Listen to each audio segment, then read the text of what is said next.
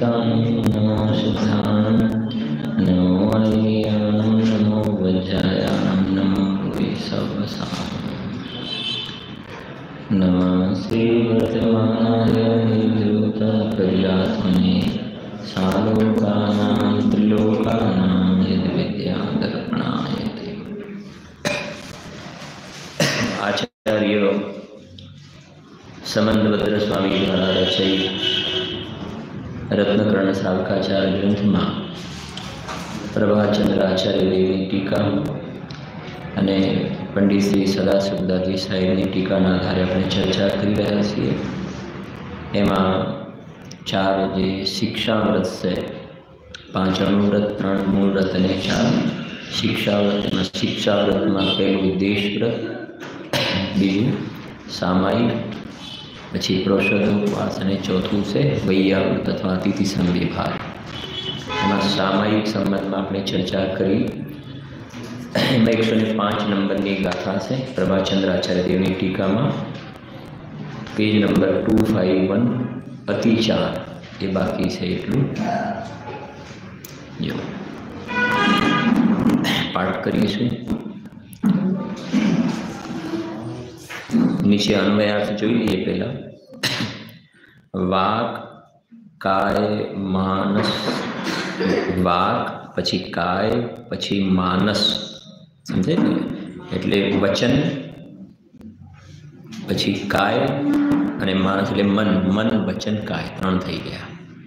વાક કાય માનસાનામ, વચન કાય અને મનની એટલે એ સંબંધીના યોગની દુઃ પ્રણિધાનાની ખોટી પ્રવૃત્તિ કરવી। વાગ દુઃ પ્રણિધાન, કાય દુઃ પ્રણિધાન। દુઃ પ્રણિધાન એટલે ખોટી પ્રવૃત્તિ, મનો દુઃ પ્રણિધાન। પછી અનાદરા સ્મરણે, અનાદર કરવા અને સામાયિક પાઠ ભૂલી જવો। સ્મરણ અસ્મરણ, અનાદર પછી અસ્મરણ, સ્મરણ ન પાઠ ભૂલી જવું।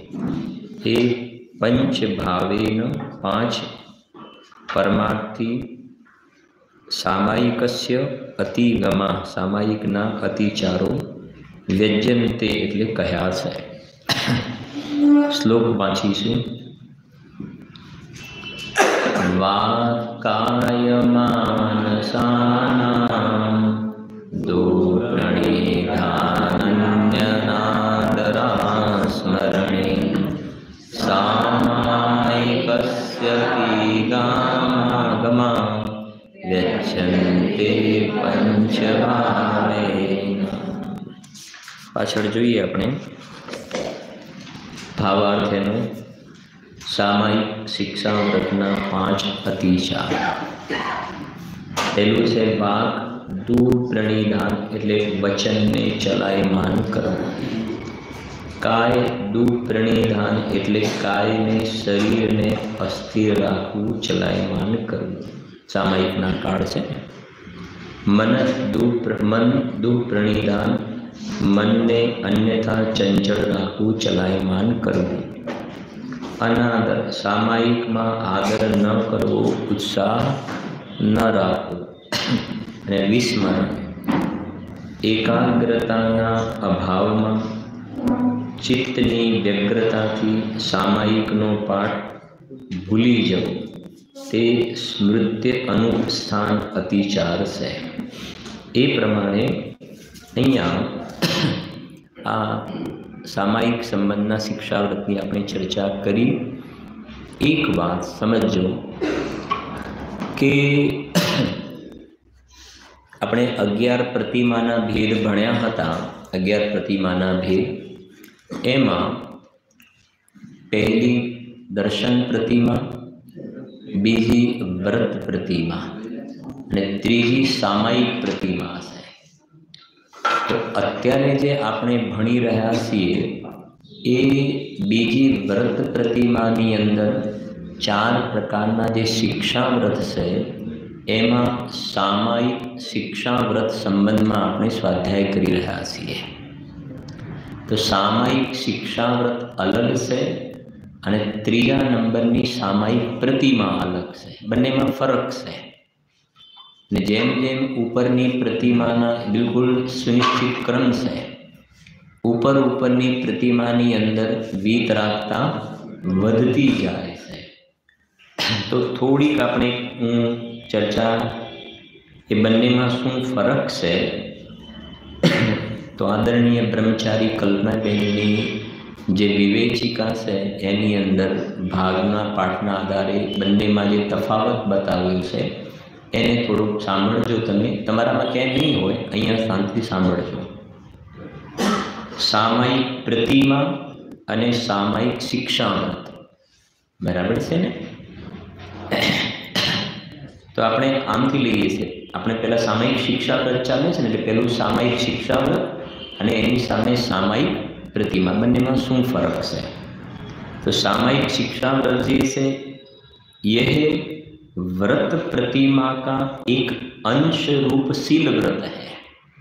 तो आ व्रत प्रतिमा जैसे 12 प्रकारना व्रतनो एक आ भेद है, शिक्षा व्रत से. तो જ્યારે ત્યાં सामायिक प्रतिमा यह एक स्वतंत्र मूल व्रत है, समझाय छे? आ मूल एक स्वतंत्र है, જ્યારે પેલામાં 12મા व्रत प्रतिमानो एक भेद है.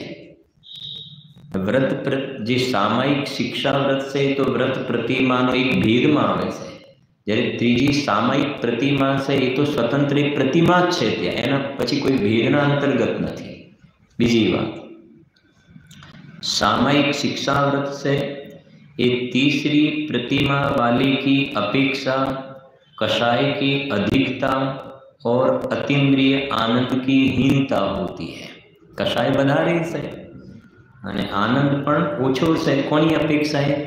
हाँ, सामायिक प्रतिमा की अपेक्षा है.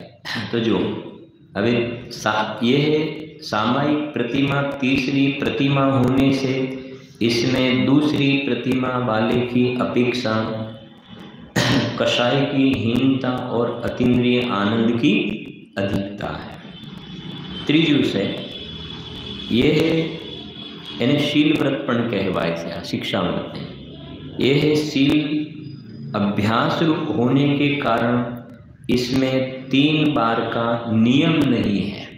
सामायिक शिक्षा व्रत में 3 वखते सामायिक करवू एवो नियम नहीं. જ્યારે सामायिक प्रतिमा जैसे त्रीजी एमा ये मूल व्रत होने के कारण इस प्रतिमा का धारक जीव नियम से 3 बार सामायिक करता है. એટલે વિતરાગતા વધી છે, દ્રઢતા વધી છે, બળ વધ્યું છે સ્વભાવનું. ચોથું છે જે સામાયિક શિક્ષા વ્રત છે એમાં ક્યારેક અપવાદની સ્થિતિ પણ બની શકે છે. જ્યારે ત્યાં સામે सामायिक प्रतिमा द्रव्य भाव में विधि पूर्वक सामायिक होती है. પછી 5મા નંબરમાં છે सामायिक शिक्षा व्रत में अतिचार જોવામાં આવે. જે આપણે 5 अतिचार કહ્યા ને, शिक्षा व्रत में अतिचार જોવામાં આવે, પણ ત્રીજી सामायिक प्रतिमा હોય એમાં કોઈ अतिचार જોવામાં આવે નહીં. इसमें सामायिक निरतिचार है ત્રીજી प्रतिमाમાં. પછી छठो भेद से सामायिक शिक्षा व्रत यह स अतिचार होने से कदाचित नहीं कर पाने पर भी व्रत प्रतिमा नष्ट नहीं होती है. समझे से? कदाचित अतिचार से तो कदाच न थाय तो बीजी व्रत प्रतिमा नष्ट थई जती नहीं. જ્યારે सामे सामायिक प्रतिमा जैसे ये 3 बार सामायिक नहीं करने पर शुद्धि नष्ट हो जाने से यह प्रतिमा ही नष्ट हो जाती है. आटलो फरक है, समझाय से कि नहीं? तो पेलामां शुं छे के नीचे जे बीजी प्रतिमामां आटली थोड़ी छूटछाट एटले ए छूटछाट छे एटले तो नीचे छे. छूटछाट आपवामां आवी छे एवुं नहीं, पण एटलो ढीलो छे ने एटले तो बीजी प्रतिमा छे. અને જો દ્રઢતા હોય, વિશેષ અંદરમાં વિતરાગતા હોય તો બીજામાંથી ત્રીજી પ્રતિમામાં આવી જશે. એટલી હજુ પુરુષાર્થની શું છે? કમજોરી છે. તો એ થોડીક વાત સમજવી જોઈએ અહીંયા। આવી જ વાત છે એ આગળ આપણે આમાં પણ આવશે, જે આપણે ચોથી પ્રતિમા છે પ્રોષદોપવાસ પ્રતિમા, અને આપણા 12 પ્રકારના વ્રતની અંદર પણ પ્રોષદોપવાસ નામનું શિક્ષા વ્રત આવશે, અને પેલી ચોથી પ્રોષદોપવાસ પ્રતિમા છે। તો પ્રોષદોપવાસ પ્રતિમા અને પ્રોષદોપવાસ શિક્ષા વ્રતમાં બંનેમાં જેવો આવી રીતે ફરક છે ને, બસ એવી રીતે એ જ્યારે ચાલશે એ વખતે એને પણ આપણે બંનેને તફાવત સમજી પણ લઈશું ત્યાં। હવે એક છેલ્લી વાત સામાયિકની વાત છે। તો આ પંચમ ગુણસ્થાનમાં આ પ્રકારની સ્થિતિ જોવામાં આવે છે। હવે નિયમસાર પરમાગમની અંદર મુનિ દશાની અંદર વિશેષ રૂપ જ્યાં સ્થિરતા છે ત્યાં સામાયિકનું સ્વરૂપ લખતા કુંદુકુંદ આચાર્ય દેવે કેટલીક ગાથાઓ લખી છે। તો નિયમસાર પરમાગમમાં તમે 125 નંબરની ગાથા જરા ખોલજો। 125 નંબરની ગાથા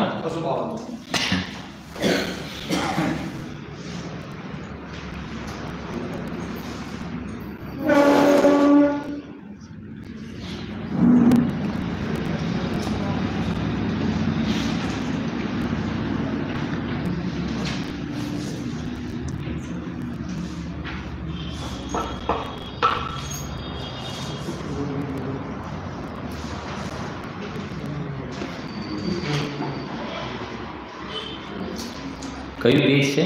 252 અને પેલામાં છે 248। જો પાઠ કરીએ આપણે ગાથાઓના પાઠ જ કરવાના છે ખાલી, બાકી તો જ્યારે ચાલશે વિષય ત્યારે, અને વિશેષ જેને જિજ્ઞાસા હોય, ઉદીર્ણા જેને થઈ થાય તો સારી વાત છે। ઉદીર્ણા થવી એટલે ભાઈ મારે આ સમજવું પડશે નિયમસારમાં કયા દૃષ્ટિકોણથી ચર્ચા કરી છે, અને ગુરુદેવશ્રીના પ્રવચન પણ ઉપલબ્ધ છે। આની ઉદીર્ણા થાય તો એક અપેક્ષા એ પ્રશંસનીય છે, ખ્યાલ આવે છે કે નહીં? પણ 5 નિર્ણય વિષય ભોગની બહારમાં પાપના પરિણામ કરવાની જે ઉદીર્ણા થાય છે ને, એ તો મહાપાપ કર્મબંધનનું કારણ છે, જે આપણે ભણીએ છીએ તિર્યંચ અને નરક ગતિમાં અનંતકાળ સુધી રખડવાનું કારણ છે। જે નથી કે બહાર ફરવા જવાનું તો કેવી ઉદીર્ણા થઈ જાય છે, કેટલા જોડ કપડાં લેવાના છે, કયા લેવાના, ત્યાં કયું પહેરવાનું છે, ત્યાં કયું પહેરવાનું છે, કેટલા બૂટ લેવાના છે, કેટલા ચંપલ લેવાના, પછી ત્યાં આવી રીતે, ત્યાં આવી રીતે, આમ અહીંયાથી ફોટા પડાવો અને આમથી ફોટા પડાવો। હવે એ બધી જે ઉદીર્ણા જે થાય છે ને, એક વખતે ભયંકર કર્મનો બંધ થતો હોય છે। તો આની ઉદીર્ણા થવી જોઈએ કે ભાઈ આમાં શું કહ્યું છે। જો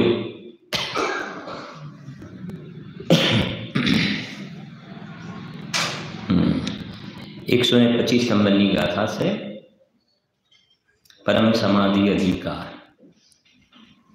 સાવધ્ય વિરત ત્રિગુપ્ત છે, ઇન્દ્રિય સમૂહ નિરોધ છે, સાઈ સામાયિક તેરને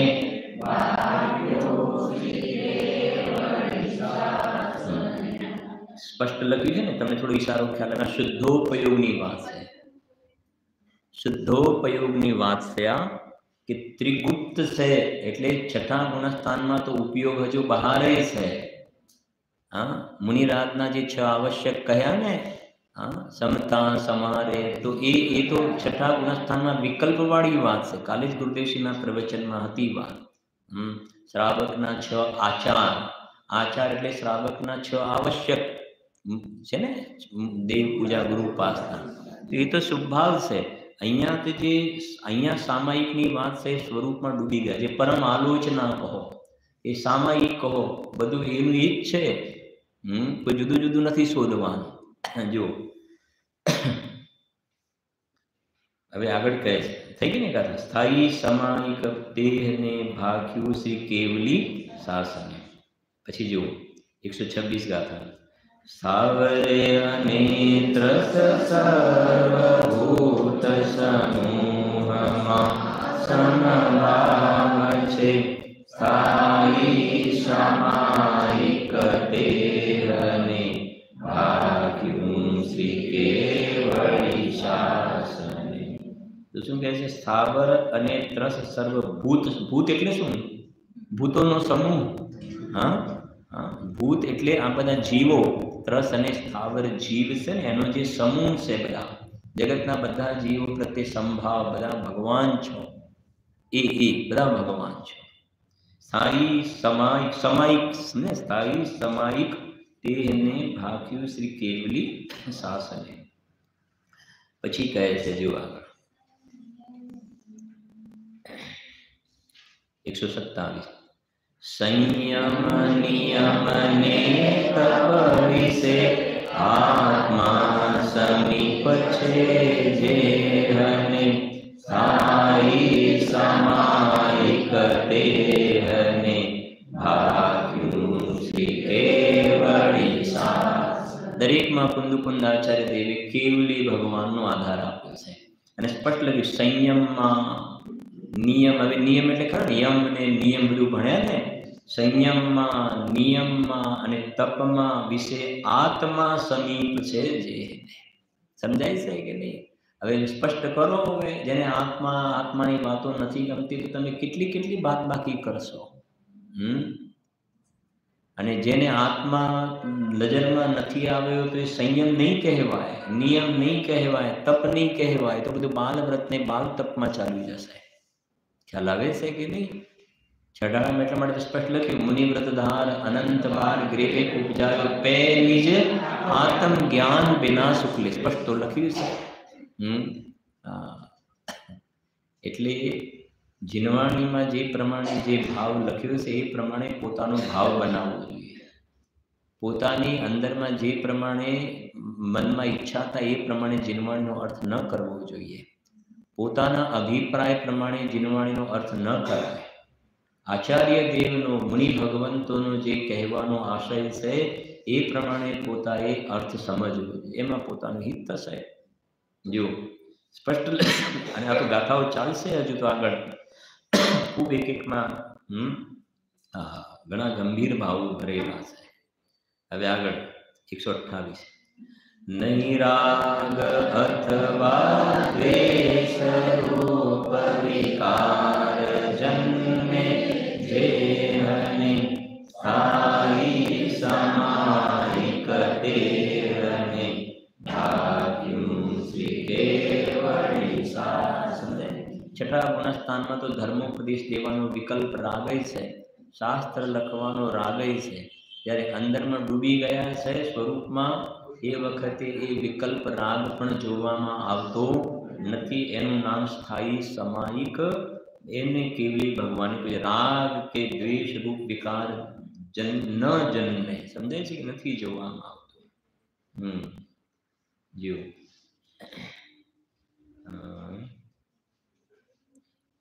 આગળ છે 129. જે નિત્ય પર જે આત તેમજ રૌદ્ર બંને ધ્યાનને સ્થાયી સમાયિક તેહને ભાગ્યું શ્રી કેવળી શાસન. છે નિત્ય વર્જે આર્ત તેમજ રૌદ્ર. આર્ત ધ્યાન અને રૌદ્ર ધ્યાન જેમને જોવામાં આવતા એ સ્થિતિની વાત છે. જો આગળ કહે છે 131 આવી ને 130. એક મિનિટ. 130. જે નિત્ય વર્જે પુણ્ય તેમજ પાપ બંને ભાવને સ્થાયી સમાયિક તેહને ભાગ્યું શ્રી કેવળી શાસન. બોલો શું કરશો આ લીટીનો અર્થ? શું કરશો આ લીટીનો અર્થ? જે નિત્ય વર્જે, વર્જે એટલે ત્યાગ કરે છે. પછી શું લખ્યું છે? પુણ્ય તેમજ પાપને. લો પેલું પુણ્ય લખ્યું છે, પછી પાપ લખ્યું છે. પેલું પુણ્ય લખ્યું છે ને. પુણ્ય તેમજ પાપ બે ને સ્પષ્ટ લખ્યું તો છે. સમજાય છે કે નહીં? સ્પષ્ટ તો લખ્યું છે. પૂજ્ય ગુરુદેવ શ્રીનો તો ઉપકાર એ રહ્યો કે આ વસ્તુ આપણને વાંચતા અર્થ કરતા નહોતું આવડતું તો એ મહાપુરુષે તો અર્થ સમજાવ્યા છે ને. ખ્યાલ આવે છે કે નહીં? અને એ વાત આપણને નથી બેસતી એનો મતલબ એ થયો આપણને કુંદ આચાર્ય દેવ મંજૂર નથી. સમજાય છે કે આ ગાથા આપણને નથી બસતી, એનો મતલબ કુંદ આચાર્ય દેવ આપણને મંજૂર નથી. અને કુંદ આચાર્ય દેવ આપણને મંજૂર નથી તો કુંદ આચાર્ય દેવ કેવલી ભગવાનને યાદ કરીને કયા હશે ને, મને કેવલી ભગવાનની વાત આપણે નથી માનતા. 100 ઇન્દ્રોની હાજરીમાં ભગવાનની જે દિવ્ય ધ્વનિ ખરે છે, ગણધર દેવ જે અંતર મુહૂર્તમાં 12 અંગની રચના કરે છે, એ પંચ પરમિષ્ટિ ભગવંતોને આપણે વાસ્તવમાં સ્વીકાર નથી કરતા. આપણે પંચ નમસ્કાર મંત્ર બોલતા તો હોઈએ, પણ એમની વાતોને આપણે ન માનીએ ને, તો પછી નમસ્કાર મંત્ર બોલેલા એ ન બોલેલા બરાબર થઈ ગયું ને. જો આગળ 131-32 જે નિત્ય વર જે હાસ્યને તેમજ શોકને સારી સમાયિક તેરને ભાગ્યું શ્રી કેવળી સાસ. સમજાય છે કે નહીં? હવે ઘણાને તો હજુ હસવા માટેના પણ ક્લબો હોય છે ને, કંઈ હસવા માટેના પણ ક્લાસ કે ક્લબ જે કાંઈ હોય. હવે આ છે ને વિનાશ કાળે વિપરીત બુદ્ધિ છે, આ બધી બીજું કાંઈ થોડું છે. અહીંયા નિત્ય વર્જે હાસ્ય ને રતિ અરતિ તેમજ શોકને સાઈ સમાયિક તેહને ભાગ્યું શ્રી કેવલી શાસન. પછી નીચેની વાંચીએ આપણે આગળ. જે નિત્ય વર્જે ભરજુષા ભરતો સૌ વેદને સાઈ સમાયિક તેહને ભાગ્યું શ્રી કેવળી શાસ. થઈ ગઈ નવ કષાય આવી ગઈ ને. બધું સમજે ને, બધો કચરો બાજુમાં મૂકીને વાત કરી દીધી. આ બધાને વર્જવાની વાત છે ને, એ ઉપાધિ નથી કાંઈ પણ આમાંથી. થઈ ગઈ છે. હવે થઈ ગયો, અધિકાર પૂરો થઈ ગયો. એક છે 133. જો હવે જે નિત્ય જાવે ધર્મ પ્રેમ શુક્લોત્તમ જ્ઞાનને સાઈ સમાયિક તેરને ભાગ્યું શ્રી કેવળી શાસન. નિત્ય ધ્યાવે ધર્મ તેમજ શુક્લ ઉત્તમ ધ્યાનને, પેલા 8 ધ્યાનને રૌદ્ર ધ્યાનને તો ત્યાગની વાતને આ પ્રગટ કરવાની અપેક્ષાએ એ ધ્યાન છે. ત્યારે સિદ્ધ દશા પ્રગટ થાય છે ત્યારે આ ધ્યાન પણ જોવામાં આવતા નથી, એ કહે છે. જો એ પ્રમાણે 125 થી 133 9 ગાથાઓ થઈ ગઈ. આ સ્થાયી સમાયિક તેને ભાગ્યું શ્રી કેવલી શાસન એ પ્રમાણે છે. હવે આપણે આગળ આવીએ છીએ પ્રભાચંદ્રાચાર્ય દેવની ટીકામાં આવી જાઓ તમે. પ્રોષદ ઉપવાસમાં આવીએ છીએ આપણે.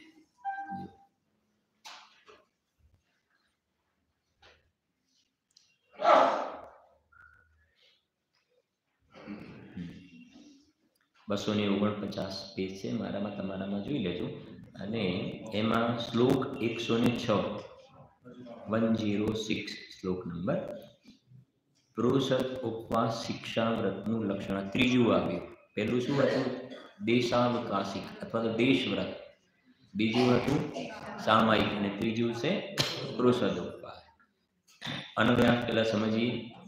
પર્વણી એટલે ચતુર્દશી, ચ અને અષ્ટભ્યામ અષ્ટમીના દિવસોએ સદા ઈચ્છાની સદાને માટે વ્રત વિધાનની ઈચ્છાઓથી ચતુરભ્ય વહાર્યાણામ 4 આહારોના ખાદ્ય સ્વાદ્ય લેહ્ય અને પેય આહારોના પ્રત્યાખ્યાનમ એટલે ત્યાગને પ્રોષદ ઉપવાસ જ્ઞાતવ્ય, પ્રોષદ ઉપવાસ જાણવો જોઈએ, કહેવો જોઈએ. ઉપર શ્લોક વાંચીશું 106. જો પર્વણ્યષ્ટમ્ય ચ જ્ઞાતવ્ય પ્રોષદોપવાસસ્તુ ચતુરવ્યવહાર્યાણામ પ્રત્યાખ્યાનમ સવેચ્છાભિ. જો એમાં ભાવાર્થ જરા જુઓ. ભાવાર્થ પ્રત્યેક ચતુર્દશી અને અષ્ટમીના દિવસે ખાદ્ય એટલે ખાદ્ય, 4 પ્રકારના આહારમાં એક છે ખાદ્ય, એટલે રોટલી, દાળ, ભાત વગેરે ખાદ્ય. પછી સ્વાદ્ય એટલે લાડુ, પેડા, બરફી આદિ સ્વાદ્ય. પછી લેહ્ય એટલે રાબડી, કેરીનો રસ આદિ એ લેહ્ય. અને પેય એટલે દૂધ, પાણી, છાશ આદિ. આ જમણવારમાં ચારે રાખવું પડે ને બધાને ખુશ કરવા માટે. હા, દાળ ભાત રોટલી શાક તો હોય, પછી લાડુ પેડા કંઈક સ્વીટ રાખવી પડે, પછી કેરીનો રસ પણ સિઝન હોય તો, અથવા તો શું કહેવાય સીતાફળની બાસુંદી કે શું કહેવાય, હા, રાબડી રાખવી પડે, અથવા શું કહેવાય ખીર, હા. અને પછી જમ્યા પછી છાશ વગેરે, અથવા તો પહેલા પેલું શું કહેવાય વેલકમ ડ્રિંક કે શું કહેવાય બધું, હા. આચાર્ય થઈ ગયા ને આ, હા.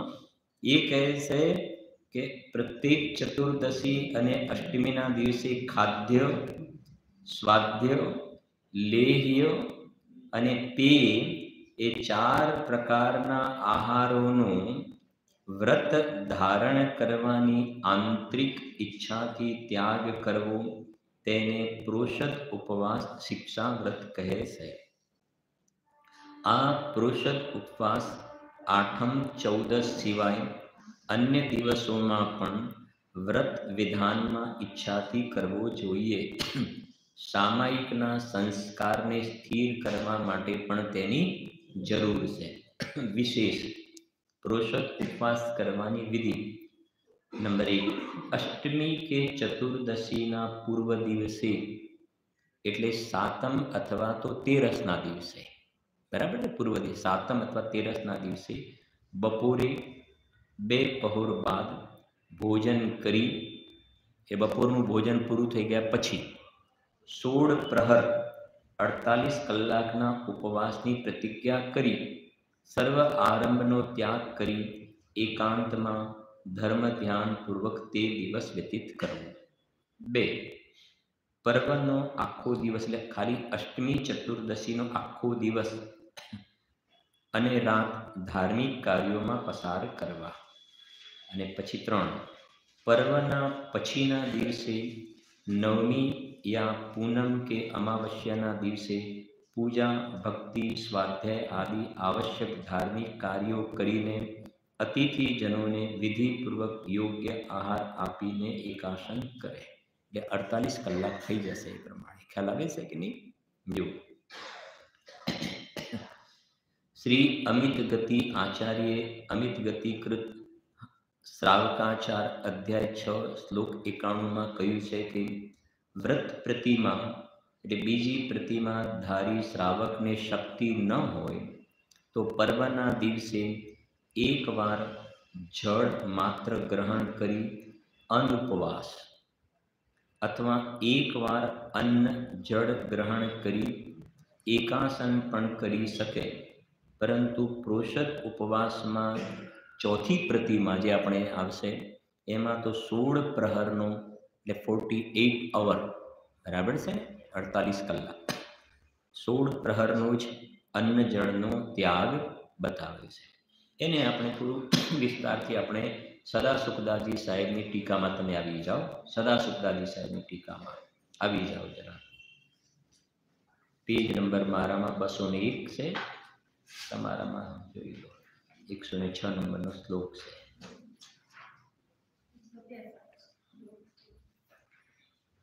એકસો ને 163.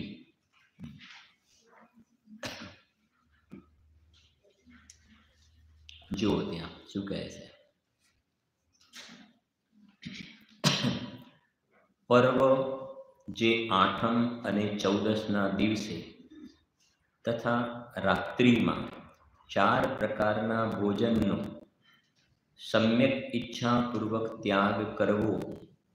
એને સમ્યક ઈચ્છા લખી છે ને આગળ, હા, સમ્યક ઈચ્છા, સત ઈચ્છામી એટલે સમ્યક દર્શન પૂર્વક છે આ બધું. સમ્યક ઈચ્છાપૂર્વક ત્યાગ કરવો તેને પ્રોષદ ઉપવાસ જાણવું જોઈએ. 1 માસમાં 2 આઠમ અને 2 ચૌદસ એ 4 અનાદિથી જ પર્વ કહેવાય છે. આ પર્વોમાં ગૃહસ્થ વ્રત સંયમ સહિત જ રહે છે. જે ધર્માત્મા સંયમી છે તે તો સદાકાળ બધા દિવસોમાં વ્રતો સહિત જ રહે છે. મુનિરાજ જે છે ને એ તો બધા દિવસોમાં વ્રત સહિત જ રહે છે. પરંતુ ધર્મમાં અનુરાગ રાખવા વાળો ગ્રહસ્થ શ્રાવક છે એક માસમાં, કેમ કે આ દેશ સંયમી છે, પેલા સંયમી બતાવ્યા ઉપર, ગ્રહસ્થ એક માસમાં 4 દિવસ તો બધા પાપનો આરંભ અને ઇન્દ્રિયોના વિષયોનો ત્યાગ કરીને, કષાયને નષ્ટ કરીને, વ્રત, શીલ, સંયમ સહિત ઉપવાસ ધારણ કરી, 4 પ્રકારના આહારનો ત્યાગ કરી સંયમ સહિત રહે છે તેને પ્રોષદ ઉપવાસ વ્રત જાણવું. આગળ કહે છે જેવો મતલબ આ સાંભળે વિચાર કરે ને તો એને એમ પણ વિકલ્પ આપે છે કે ભાઈ ફ્લાઇટમાં જર્ની કરવાની છે તો આઠમ ચૌદસ આવે છે તો ફ્લાઇટની અંદર તો એ જે ચાલતું હોય તેની અંદર વાયુકાયના જીવો જેમ ફોર્સથી જતા હોય ને તો કેટલા જીવો મરી જાય, કેટલી હિંસા થાય. ત્યાં સુધીનો પણ જેને અંદરમાં અનુકંપાના પરિણામ હોય તો એવો પણ વિચાર કરવાવાળા થાય ને, વિકલ્પ બધા ચર્ચા થાય તો કે ભાઈ પછી એની અંદર પેલા કરતા પર્વના દિવસે તો વધારે દોષ લાગે ને ત્યાં આગળ એમ. હવે જો હવે પ્રોષદ ઉપવાસ, હવે ગુરુવારને નથી જોતા ત્યાં કે અહીંયાથી પેલો આમ જઈએ તો ગુરુવાર નડે ને ત્યાંથી મુંબઈથી આવતી વખતે રવિવાર નડે ને અહીંથી જતી વખતે મુંબઈ ગુરુવાર નડે. હવે આ વિચારમાં હવે ગુરુવાર નડે ને બુધવાર કયા શાસ્ત્રમાં લખ્યું છે સમજાય છે ને? જેને પણ આ પરિપાટી ચલાવી છે એને કેટલું સમજો ને, ખોટી પરિપાટી ચલાવીને કેટલું પાપ બાંધ્યું. જેમ પેલી વસુ રાજાની વાત આવે છે ને, વસુ રાજાએ અજનો અર્થ જે થાય, અજનો અર્થ ગુરુએ બતાવ્યો હતો કે અજનો અર્થ થાય બકરો, બરાબર છે ને? હા, જે કહેવાય ને કે ભાઈ ત્યાં ગુરુએ સમજાવ્યું કે અજનો, ત્યાં વાત થઈ ને કે ભાઈ યજ્ઞની અંદર જે હા, તો એક તો અર્થ થાય કે અજનો અર્થ એમ થાય કે 3 વર્ષ જૂનું અનાજ હોય ને ઉગી ન શકે, એ અર્થ થાય. એ એવા પ્રકારની કથા છે. આપણે જે પૂજામાં બોલીએ છીએ ને, વચ્ચે જૂઠ સેતી નરક પહોંચા સુરગ મેં નારદ ગયા. કેમ કે એ પર્વત અને નારદ વચ્ચે, કથામાં તો નથી જતા, પર્વત અને નારદ વચ્ચે, અને મૂળ હતું કે જે પર્વત હતો ને એ ભણવામાં ઠોઠ હતો, અને એ આખી જે ડિસ્કશન થયું ને પછી માની જોડે વરદાન હતું ને વસુને જઈને કહ્યું કે તારે જવાબ આ આપવાનો છે, મારું એક વરદાન તારી પાસે સુરક્ષિત છે. એને ખોટો અર્થ કર્યો, અજનો અર્થ એને બકરો બતાવ્યો. કેમ કે એ નારદે કહ્યું વચ જૂઠ સેતી નરક પહોંચા સુરગ મેં નારદ ગયા. સાંભળી થોડી એની કથા કે ગુરુકુલની અંદર, ગુરુકુલમાં જે ગુરુ ભણાવતા હતા ને એના દીકરાનું નામ પર્વત, અને તે એક નારદ પણ ભણતો હતો. અને આ વસુ જે પછી રાજા થયા, એ રાજાનો દીકરો વસુ રાજકુમાર, એ ત્રણે સાથે ભણતા હતા. પછી એક વખતે વસુથી કોઈ ભૂલ થઈ ગઈ તો ગુરુએ એને ખૂબ પનિશમેન્ટ કરતા હતા ને, તો ગુરુ ખૂબ પનિશમેન્ટ કરતા વખતે એક ગૌરાણી જે હતી ને પર્વતની માએ છોડાવવાનું કામ કર્યું કે રહેવા દો, બસ આવે થઈ ગઈ ને, ભૂલ થઈ ગઈ આમ તેમ. તો પછી વસુએ કહ્યું કે આજે તમે મને બચાવવાનું કામ કર્યું છે તો તમારે કંઈ જોઈએ તો માંગો એમ. તેમ રાજાનો દીકરો છે ને છરવાડ્યો, તો માએ કહ્યું કે અત્યારે મારે જરૂર પડે ત્યારે માગીશ. ભણવાનું પૂરું થઈ ગયું, કોર્સ પૂરો થઈ ગયો, નારદામ ગયો, વસુ છે પછી તો રાજા બની ગયો પિતાના સ્વર્ગવાસ પછી તો. અને પર્વતે પછી એના પિતાજી જે ગુરુકુળમાં ભણાવતા તે ભણાવવાનું ચાલુ રાખ્યું, પણ પર્વત હતો ભણવામાં ઠોઠ,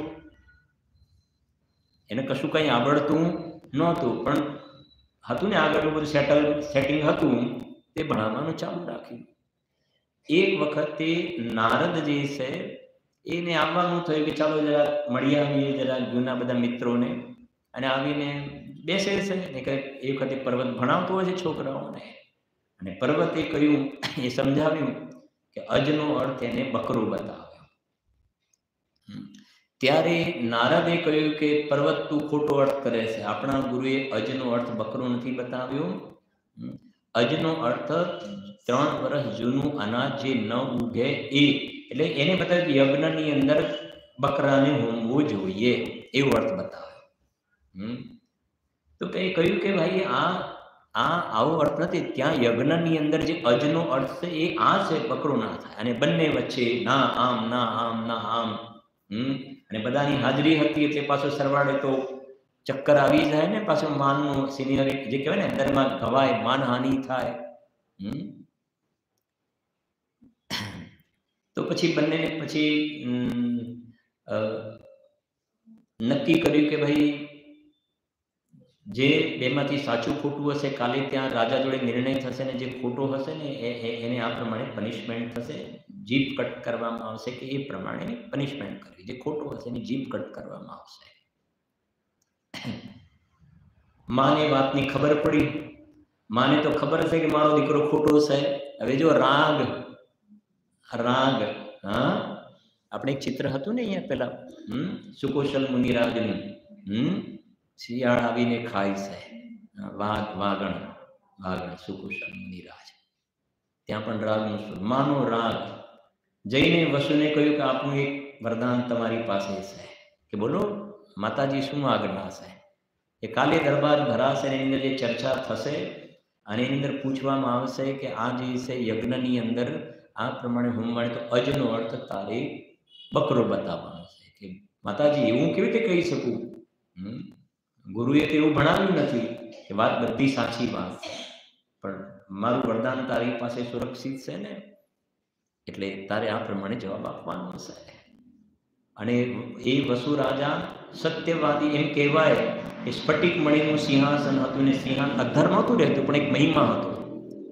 એ ક્યારે જૂઠું બોલવા માટે સત્યવાદી તરીકે પ્રસિદ્ધ હતા. અને બીજા દિવસે દરબાર ભરાયો અને પૂછવામાં આવ્યું કે શું થાય અર્થ. તો બસ એને જ્યાં કહ્યું અજનો અર્થ બકરો બોલે ને તરત જ સિંહાસન જમીન આખી ફાટી ગઈ. સમજાય છે કે નહીં? અને ખોટો અર્થ કર્યો અને વચ્ચે જૂઠ સેતી નરક પહોંચા, સિંહાસન ફાટી ગયું, નરકમાં ચાલી ગયો છે. સમજાય છે કે નહીં? કહેવાનો આશય તો એ છે કે બસ એ દિવસથી એને જે ખોટો અર્થ કર્યો, આજે પણ એ યજ્ઞની અંદર કેટલીક જગ્યાએ બકરાને હોમવામાં આવે છે, પશુઓને હોમવામાં આવે છે. ખ્યાલ આવે છે ને? એટલે મારે તો એમાંથી વાત નીકળી, ગુરુવાર ને રવિવાર જેને પણ આ સ્થાપના કરી છે ને ખોટી, કેટલું મોટું ખોટું કરીને ગયા છે. કોઈ જગ્યાએ બતાવો તો ખરા કઈ હોય તો. જો શું કે 14 ને અમાસ ભારે કહેવાય, એ દિવસે નહીં નીકળવાનું, આગળના દિવસે જતું રહેવાનું, આમ તેમ. હવે આ બધી તો આટલી બધી તત્વની વાત સાંભળ્યા પછી પણ લગભગ તો હોવું જ ના જોઈએ, ને હોય તો સમજવું જોઈએ કે આપણને આ ગુરુદેવ શ્રી મળ્યા ન મળ્યા બરાબર છે. જો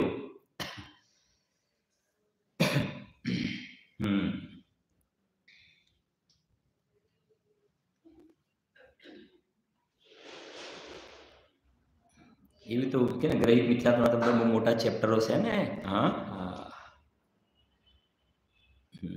ધર્મમાં અનુરાગ રાખવા વાળું ગ્રહસ્થ થઈ ગયું ને. હવે પુરુષોત્તમ વિશેષ વર્ણન કરે છે. જો સાતમના દિવસે તથા 13ના દિવસે, એટલે સમજી ગયા ને, 8મનો આગળનો દિવસ અને 14નો આગળનો દિવસ. સાતમના દિવસે તથા 13ના દિવસે બપોરે પ્રથમ તો અત્યારે પુરુષોત્તમ વાત ચાલે છે, બરાબર સમજો. અને જે પુરુષોત્તમ પ્રતિમા છે ને ચોથી, બરાબર સાંભળજો. આપણે છે તો શિક્ષાવૃત્તિ વાત, પણ અહીંયા એની પણ વાત મૂકી છે. આ નિયમપૂર્વક વાળી વાત હશે. સાતમના દિવસે તથા 13ના દિવસે બપોરે પ્રથમ તો એકવાર ભોજન પાન આદિ ગ્રહણ કરીને સમસ્ત આરંભ, વ્યાપાર, સેવા, લેણ દેણનો ત્યાગ કરીને સમજી ગયા ને? લેણ દેણનો સેવા બધાનો ત્યાગ કરીને, દેહ આદિમાં મમત્વ ત્યાગીને, એકાંત ઘરમાં, જૈન મંદિરમાં, એકાંત સ્થાનમાં, ચૈત્યાલયમાં, સુનાગર, મઠ આદિ પ્રોષદ ઉપવાસ કરવાના સ્થળે જઈ સમસ્ત વિષયોના કસાયનો ત્યાગ કરી, મન વચન કાયાની પ્રવૃત્તિઓને રોકીને ધર્મ ધ્યાન કરી તથા સ્વાધ્યાય કરી સાતમ તથા તેરસના બાકી અડધા દિવસને વ્યતીત કરે. બરાબર? પછી શું છે હવે જો આગળ. પછી સંધ્યાકાળે દેવ વંદન આદિ કરી રાતની ધર્મકથા તથા જિનેન્દ્ર ભક્તિ સ્તવન વગેરે કરી રાત્રિ વ્યતીત કરે. તથા ધર્મ ધ્યાન કરતા થકા શુદ્ધ સમાધિ પૂર્વક થોડી વાર પ્રમાદ દૂર કરીને રાત્રિ વ્યતીત વિતાવે કરે. પછી આઠમ ચૌદસના પ્રાતઃકાળ. હવે સવાર પડી. બરાબર?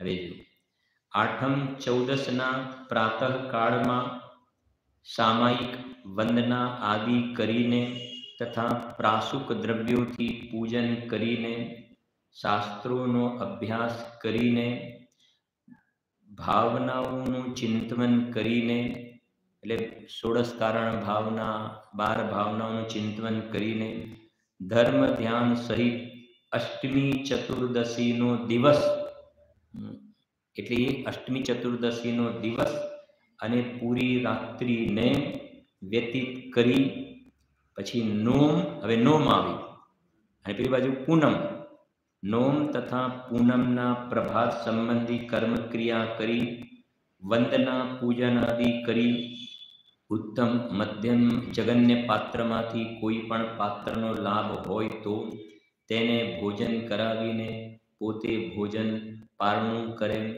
આ રીતે 16 પ્રહરનો સમય. 16 તારીખ કેટલા થઈ ગયા? 48 થઈ ગયા. ખ્યાલ આવે છે ને? 48 કલાક. આ રીતે 16 પ્રહરનો સમય જે ધર્મ સહિત વ્યતીત વિતાવે છે, કરે છે, તેને ઉત્કૃષ્ટ પ્રોષદ ઉપવાસ કહે છે. એટલે એમાં કેવી થઈ જશે કે પહેલા દિવસનું જે છે ને બપોર પછીના 6 કલાક, 6 કલાક બરાબર છે ને? બપોર પછીના 6 કલાક, પછી રાત્રિના 12 કલાક, 12 ને 6 કેટલા થઈ ગયા? 18. પછી પેલા 24 કલાક બરાબર, અને પછી બીજા દિવસ સવાર પછીના 6 કલાક, એટલે કેટલા થઈ ગયા? 48. એ પ્રમાણે થશે. જો તેને ઉત્કૃષ્ટ પ્રોષદ ઉપવાસ હોય છે. સ્વામી કાર્તિકે સ્વામીએ પણ કહ્યું છે, આઠમ ચૌદસના દિવસે સ્નાન, વિલેપન, આભૂષણ, સ્ત્રી સંસર્ગ, પુષ્પ, અત્તર, ફૂલે, સુગંધી તેલ, ધૂપ વગેરે ત્યાગ કરીને જે જ્ઞાની વિતરાગતા રૂપ આભરણથી ભૂષિત થઈને, લો પેલા બધાનો સમજાય છે ને, પેલા બધાનો શૃંગાર નહીં, કયો સામે આમ કહ્યું ને, વિતરાગતા રૂપ આભરણ, આ બહારના આભરણ નહીં, વસ્ત્રાભરણ નહીં, વિતરાગતા રૂપ આભરણથી ભૂષિત થઈને બંને પર્વોમાં હંમેશા ઉપવાસ કરે છે, અથવા એક વખત ભોજન કરે છે, અથવા તો નિરસ આહાર કરે છે, તેને પુરુષદ ઉપવાસ હોય છે. અમિત ગતિ શ્રાવકાચારમાં કહ્યું છે. હવે શું કહેવું છે? જો પર્વના દિવસોમાં ઉપવાસ, પછી અનુપવાસ, પછી એક ભુક્તિ, એમ 3 પ્રકાર કયા છે. શું કહ્યું? ઉપવાસ, પછી બીજું શું લખ્યું છે? હવે અનુપવાસ સમજાય છે? હવે કોઈનું સામાન્ય રીતે આના પર ધ્યાન ગયું છે કે નથી ગયું? મોટે ભાગે ઉપવાસ, અનુપવાસ, એક ભુક્તિ એટલે એકાસન. ઉપવાસ અને એકાસન તો ખ્યાલ છે, પણ અનુપવાસ, જો પર્વના દિવસોમાં ઉપવાસ, અનુપવાસ, એક ભુક્તિ, એમ 3 પ્રકાર કયા છે. કેવી રીતે? તેમાં 4 પ્રકારના આહારનો ત્યાગ, એ 4 પ્રકાર, ખાદ્ય, સ્વાદ્ય, લેહ અને પેય, એ ચારેય પ્રકારના આહારના ત્યાગને ઉપવાસ કહેવાય. એક વખત પાણી માત્ર ગ્રહણ કરવું તેને અનુપવાસ કહ્યું છે, તથા એક વખત અન્ન પાણી ગ્રહણ કરવા તેને એકાસણ એક ભુક્તિ એવું નામ આપ્યું છે. હવે આ વિચાર કરવો, હવે ત્રીજા દિવસે પાણી કરાવો અને પાંચમા દિવસે પાણી કરાવો, આની સાથે મેળ ખાવું જોઈએ ને. પછી ત્રીજા દિવસે પાણી કરાવો ને પછી પાંચમા દિવસે પાણી કરાવો, પછી 5 ઉપવાસ કેવી રીતે કહીશું આપણે? ત્રીજા દિવસે પાણી કરાવ્યું એટલે શું થઈ ગયું? એ અનુપવાસ કહેવાય ને. અનુપવાસ કહ્યું છે. હા, સમજાય છે કે નહીં? સ્પષ્ટ લખી હશે. ટોડરમલ સાહેબે પણ મોક્ષમાં પ્રકાશમાં વાર લખી છે, ઉપવાસનું નામ ધરાવીને એક કણ માત્ર પણ ભક્ષણ કરે. હા, તો ત્યાં મોટો દોષ બતાવ્યો છે. પણ આ બધા રાગના સ્વરૂપ છે અંદરમાં. શું કહેવાય ને, એના પ્રત્યે થોડી દયા તો શું કહેવું એના માટે, પણ એના પ્રત્યે પૂરી લાગણી થઈ જાય છે કે ના ના ભાઈ, એને થોડું પાણીનો થોડો ટેકો જોઈએ. સમજાય છે કે નહીં? ટેકો તો દ્રવ્ય સ્વભાવનો ટેકો હે ભગવાન, એ ટેકો સાચો છે. પાણીનો શું ટેકો છે? ખ્યાલ આવે છે કે નહીં? હા, એટલે તો કઈ કીજે શક્તિ પ્રમાણ. હા, પોતાના પરિણામોને જોઈને એ પ્રમાણે હોવું જોઈએ ને. જો હવે પાણી કરે ને પાછા પાણી કરાવવા વાળા જાય, સમજે ને? કૃત કાર્ય, અમારા તરફથી પાણી છે, તમે બધા આવજો. હા હા, ક્યાં એનું સ્વરૂપ છે? આ લખ્યું છે ને, જુઓ. અને એમને પણ વિચાર કરીને ખ્યાલ આવે કે સ્વરૂપ તેનું આ છે. ઉપવાસની અંદર બિલકુલ સ્પષ્ટ વાત છે ને. તેમાં 4 પ્રકારના આહારના ત્યાગને ઉપવાસ કહ્યું છે. એકવાર પાણી માત્ર ગ્રહણ કરવું તેને અનુપવાસ કહ્યું છે, તથા એક વખત અન્ન પાણી ગ્રહણ કરવા તેને એકાસણ એવું નામ આપ્યું છે. અહીં એવું તાત્પર્ય જાણવું કે પોતાની શક્તિને નહીં છુપાવીને ધર્મમાં લીન થઈને યથાશક્તિ ઉપવાસ કરવો. શક્તિને છુપાવવું પણ નહીં, અને પોતાની જે શક્તિ નથી તો એ પ્રમાણે ખેંચાતાણી પણ કરવી નહીં. આગળ ચોથી પ્રોષક પ્રતિમા જ્યારે કહીશું તેમાં 16 પ્રહરનો નિયમ જાણો. થઈ ગયું ને? જેમ પેલામાં સામાયિકની અંદર 3 વખતની સામાયિકનું શું કહ્યું? ત્યાં નિયમ કહ્યો, અને એમાં અતિચાર ના લાગે. એમ પ્રસદ ઉપવાસ પ્રતિમાની અંદર આ હજુ આપણે ગુણસ્થાન, રાજેશભાઈ, આ ગુણસ્થાન જે બધું ભણ્યા ને એનાથી કેટલું એક આમ સમજે ને, નોલેજ માટે જ્ઞાનની અંદર દ્રઢતા, જૈન શાસનના નિયમો સંબંધિત દ્રઢતા અંદરમાં કેળવાય છે ને. ક્યાંય બિલકુલ એક સમજે ને કે એકદમ કોન્ક્રીટપણું થતું જાય. આગળ ચોથી પ્રોષક પ્રતિમા કહીશું, તેમાં 16 પ્રહરનો નિયમ જાણવો, તથા બીજી વ્રત પ્રતિમામાં યથાશક્તિ વ્રત, તપ, સંયમ ધારણ કરી પર્વના દિવસોમાં ધર્મ ધ્યાન સહિત રહેવું. એ પ્રમાણે છે. બાકીની ચર્ચા આપણે જોઈશું હવે.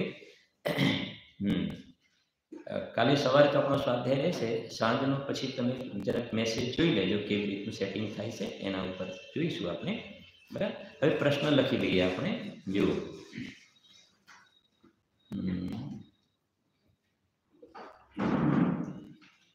રત્નત્રણ સાવકાચાર્યના પ્રશ્ન.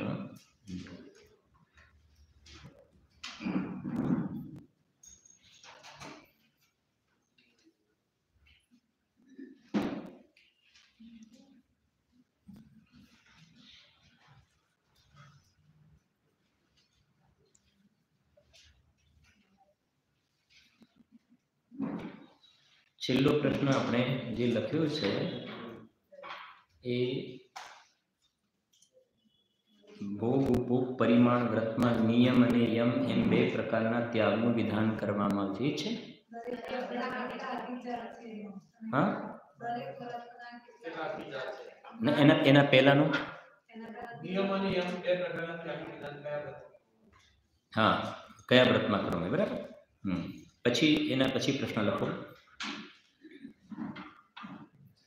નિયમ કોને કહેવાય છે? આવી ગયું? અને યમ પણ આવી ગયો. ઓકે, સારું. આગળ લખો હવે.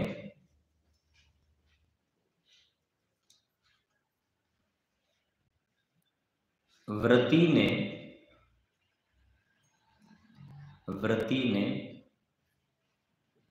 ભક્ષ વસ્તુઓનો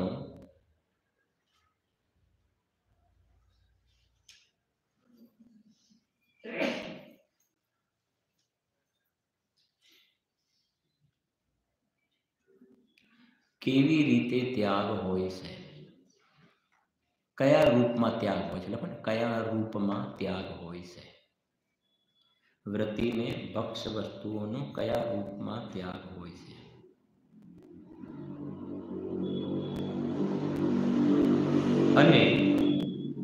અને અભક્ષ વસ્તુઓનો કયા રૂપે ત્યાગ હોય છે? વ્રતિને ભક્ષ વસ્તુઓનો કયા રૂપે ત્યાગ હોય છે અને અભક્ષ વસ્તુઓનો કયા રૂપે ત્યાગ હોય છે? પછી લખો આગળ.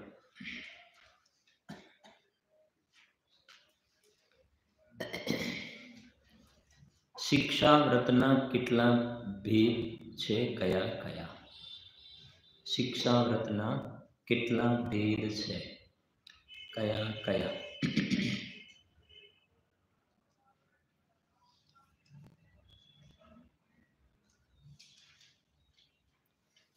પછી લખજો.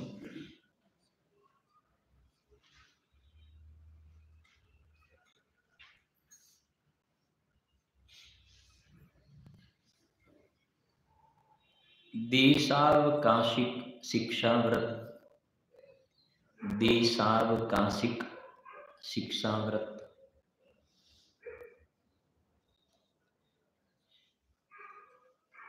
કોને કહે છે?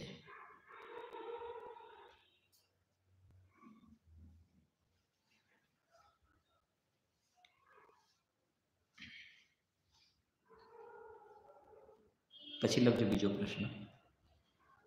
દેશાવકાશિક શિક્ષાવ્રતને દેશાવકાશિક શિક્ષાવ્રતનું બીજું નામ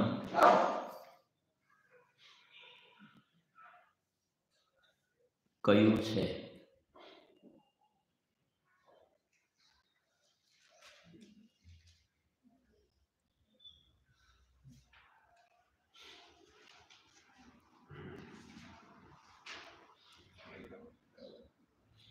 પછી લખો.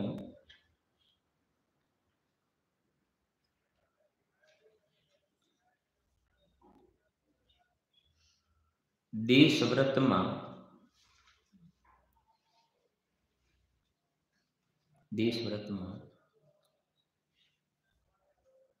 કેવી રીતે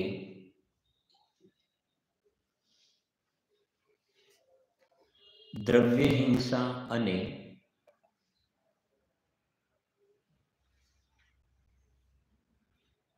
ભાવ હિંસાની રક્ષા થાય છે?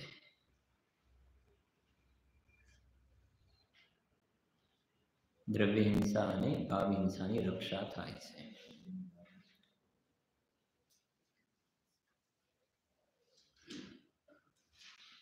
અને આ જે છેલ્લા 3 પ્રશ્ન લખ્યા ને એ તમે બ્રેકેટ કરીને લખી દેજો. 92 નંબરના શ્લોકનો ભાવાર્થ એમાંથી જવાબ મળશે. 92 નંબરનો શ્લોક, એનો ભાવાર્થ.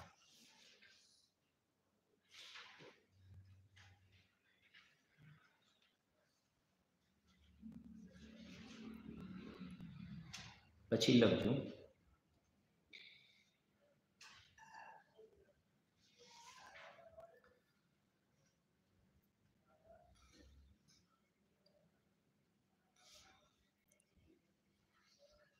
દિગ્વ્રત અને દેશવ્રતનો તફાવત લખો.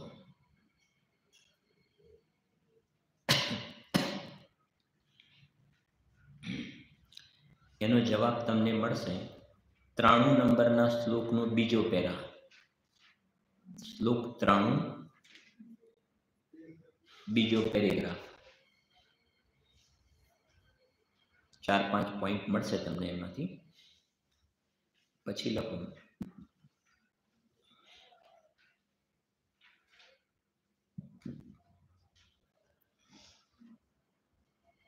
देशव्रती ने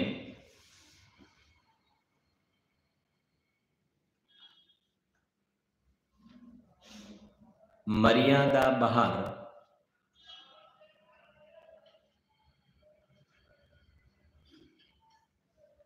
उपचार थी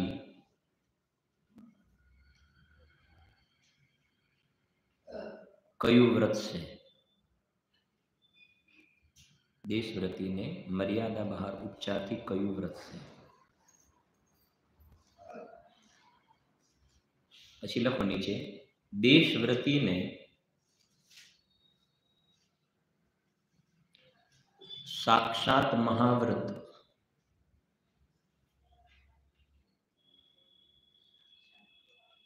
केम नथी?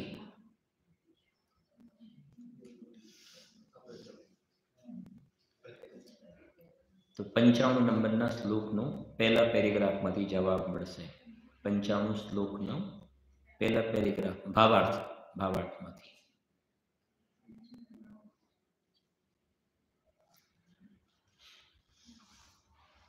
पछी लखजो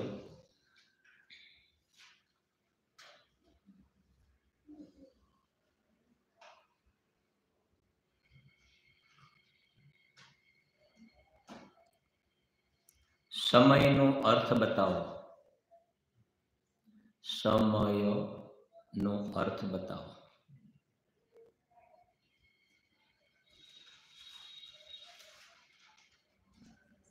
पछी लखो, समय जेनु प्रयोजन से, समय जेनु प्रयोजन से तेने शू कहे से? छेल्लो प्रश्न लखजो पछी।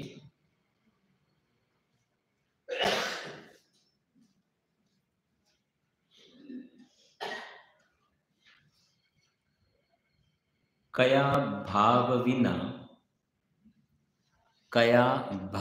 विना सामायिक थई सके नहीं?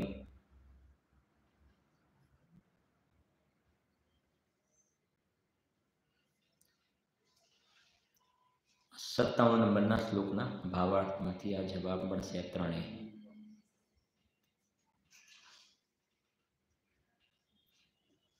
छेल्लो लखी दीए छे એટલે સામાયિકનું થઈ જાય પૂરું।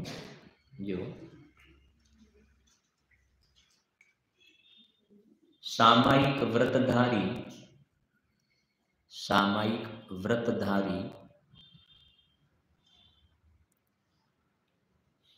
कोना तुल्य छे? कोना तुल्य छे? तुल्य એટલે कोना समान? 102 नंबरનો श्लोक। पछी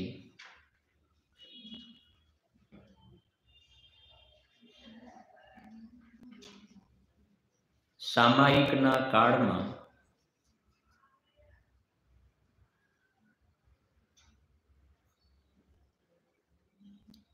श्रावक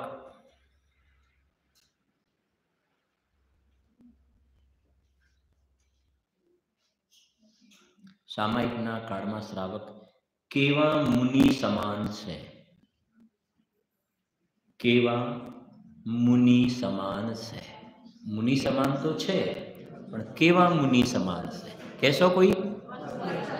हाँ, उपसर्ग वखते वस्त्र ओढ़ेला मुनि समान। खाली वस्त्र ओढ़ेला नहीं, उपसर्ग वखते वस्त्र ओढ़ेला। अने तमने जवाब मळशे 102 नंबरमांथी। बराबर, ए प्रमाणे छे।